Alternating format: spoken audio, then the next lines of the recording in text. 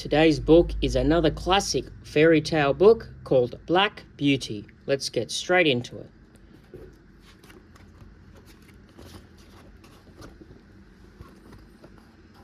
A long time ago, a handsome colt was born on a quiet farm. His coat was a beautiful shiny black, except for one white foot and a white star on his forehead. He enjoyed running through the meadows, but he was also very calm and well-behaved.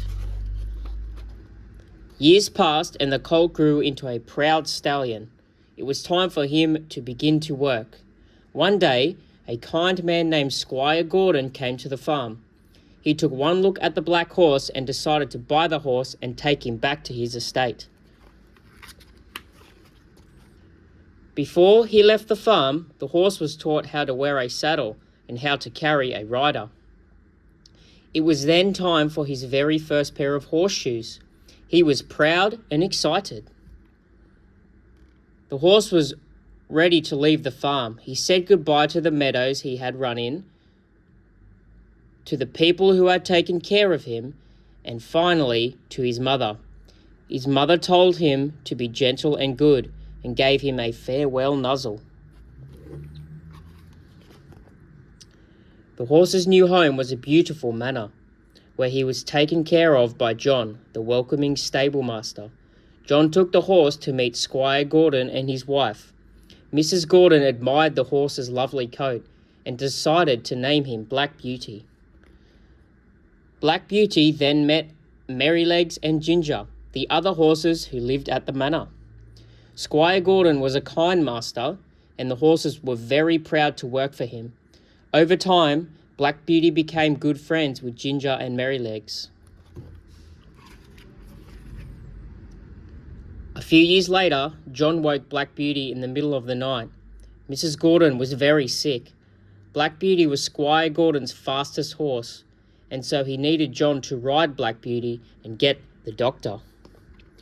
Worried for his mistress, Black Beauty galloped by the light of the moon as fast as he could. He had never galloped so long and so hard in his life. When they arrived at the doctor's, John told the doctor all about Mrs. Gordon's condition. It was quite serious, and the doctor said he needed to see Mrs. Gordon right away.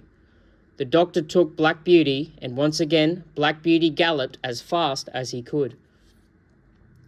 Black Beauty was proud to have helped his mistress, but the next day he was exhausted. Squire Gordon thanked Black Beauty for working so hard, and Black Beauty rested for a whole week. Tom, a stable boy who was very fond of Black Beauty, took good care of him. Sadly, Mrs. Gordon was still sick, and so Squire Gordon decided to move somewhere warmer. Black Beauty pulled their carriage to the train station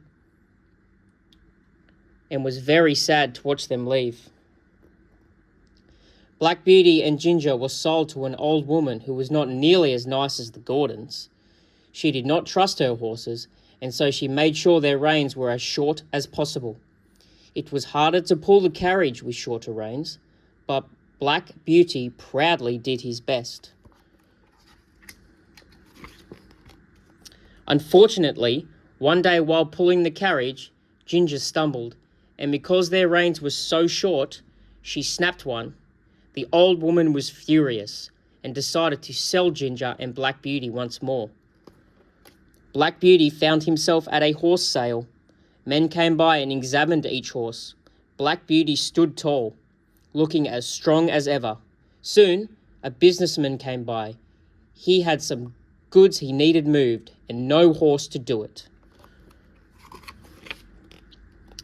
Black Beauty was proud of his strength, and so he worked hard hauling the businessman's goods.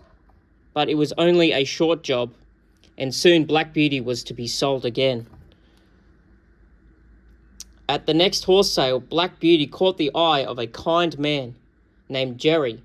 Jerry drove a cab in the bustling city of London and was in need of a strong and sturdy horse to pull it. Over time, Black Beauty became one of the city's best cab horses. He knew all the city streets by heart and his shiny black coat was admired by everyone he passed. Whenever he arrived to pick up passengers, people would admire his lovely coat and be proud to ride Jerry's cab. Jerry treated Black Beauty with love and kindness, and his family adored Black Beauty. Jerry always made sure to rest between long journeys and never worked Black Beauty too hard. Jerry's children helped take care of Black Beauty too, feeding him sweet apples and brushing his coat.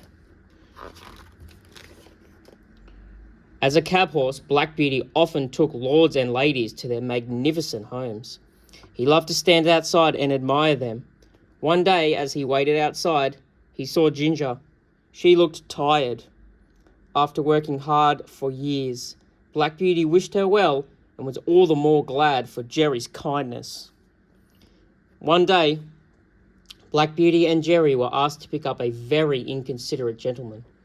The gentleman told Jerry he was about to leave many times, but never left. So Jerry waited in the snow for hours. The next day, Jerry was very sick. Because of his poor health, Jerry could no longer work as a cab driver. He was very sad to say goodbye to Black Beauty. Black Beauty's next owner worked him very hard. His owner loaded more than could fit in the cart and whipped Black Beauty if he stumbled and made anything fall out. Eventually, even strong and proud Black Beauty could not work so hard, and he was again put up for sale. Standing at the horse sale, Black Beauty saw a familiar face. It was Tom, the young stable boy who had worked for Squire Gordon many years ago. He was all grown up with a family and farm of his very own. Remembering what a good horse Black Beauty had been, Tom took Black Beauty back to his farm. After years of hard work, Black Beauty was free to spend the rest of his days frolicking through meadows, just as he had as a young colt. And that is our little classic fairy tale book for today.